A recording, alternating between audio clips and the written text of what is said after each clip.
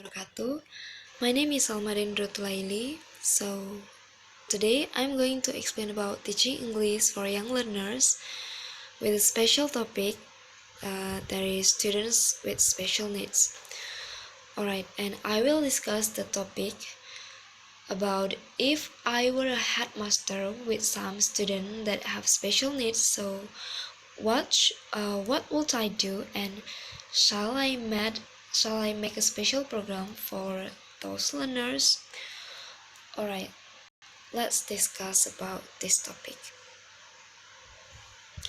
For discuss this topic, we have to make sure that we are understand about the concept of young learners. So there are three kinds of learners in English foreign language classroom. The first one is young learners, the second one is adolescents, and the third one is an adult.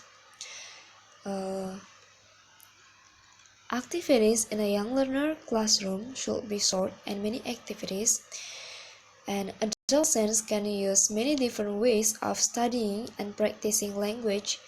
It is possible for adults to spend more time on learning tasks, so it is possible to engage more deeply with the learning materials. The concept of young learners has been changed from the age.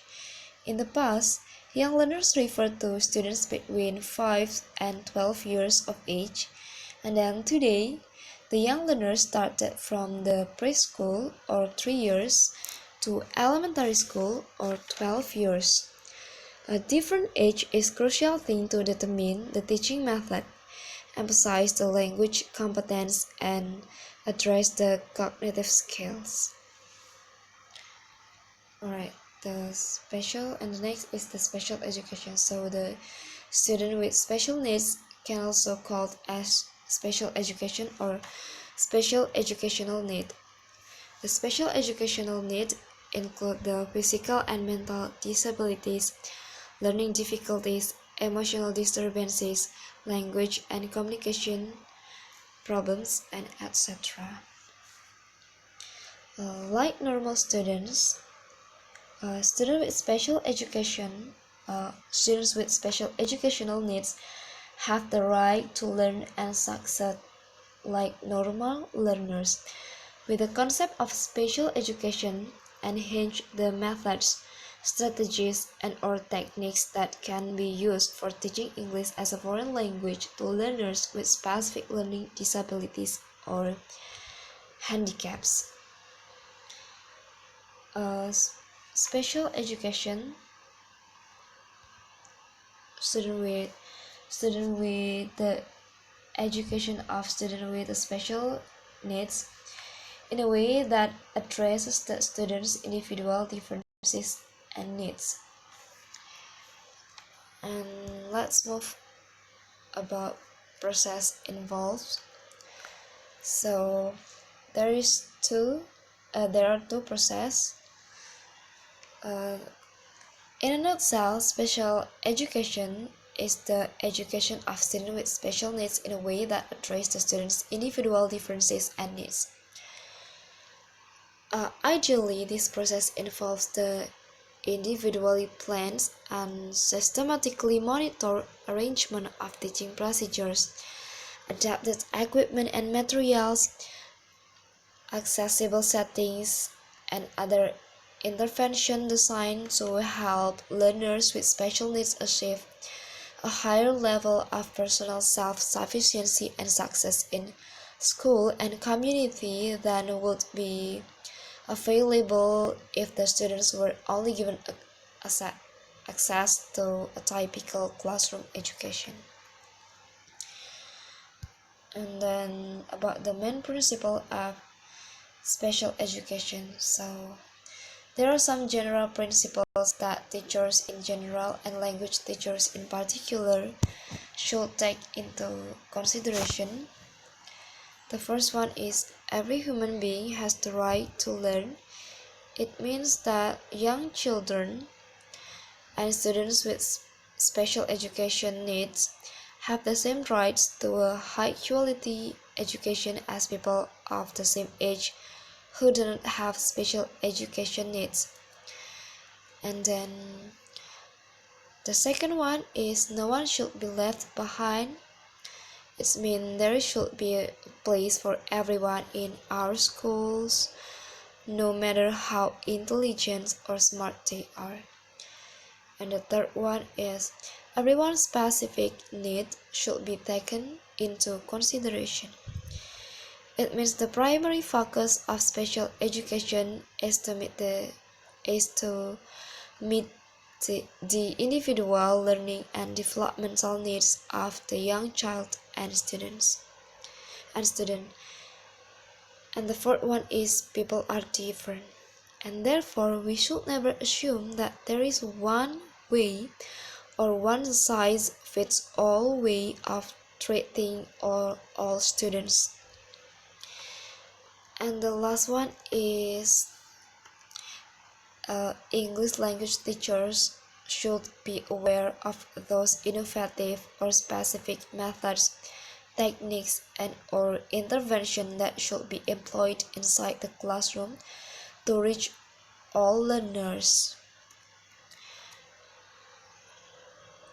And then about the method, so if I were a headmaster, I will not make a special program for the student with special need, but I prefer to help our teachers to develop the method and strategies and techniques to doing teaching learning,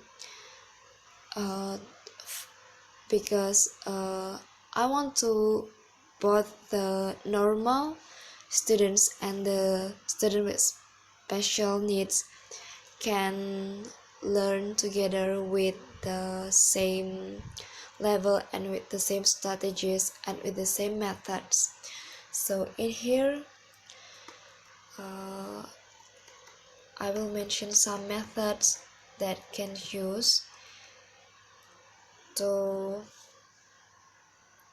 using in the teaching learning process with the student in special needs.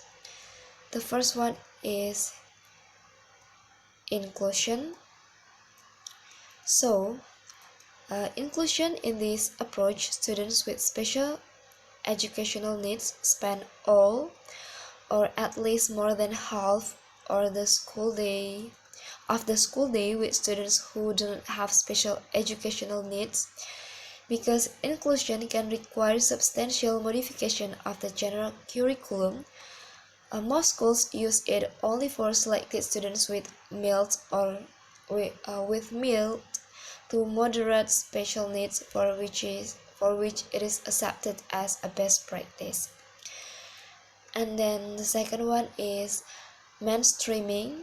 Mainstreaming refers to the practice of educating students with special needs in classes with other normal students during specific time periods based on their skills. Students with special needs are segregated in separate classes exclusively for students with special needs for the rest of the school day.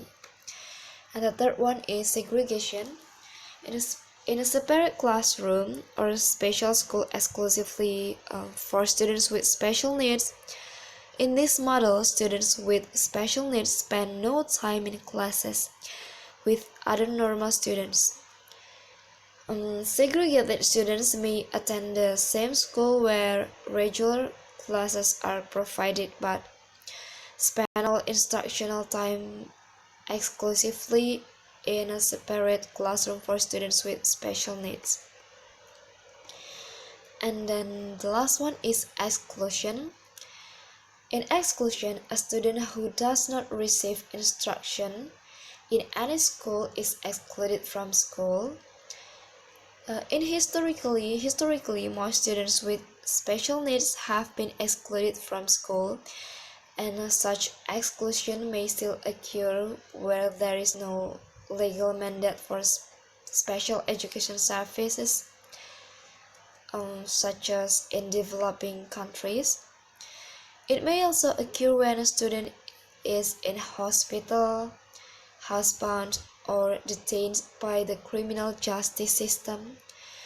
The students may receive one-on-one instruction or group instruction. Students who have been suspended or expelled are not considered excluded in this sense. So that's all from my explanation about the specific topic about the students with special needs. So the last I say wassalamualaikum warahmatullahi wabarakatuh.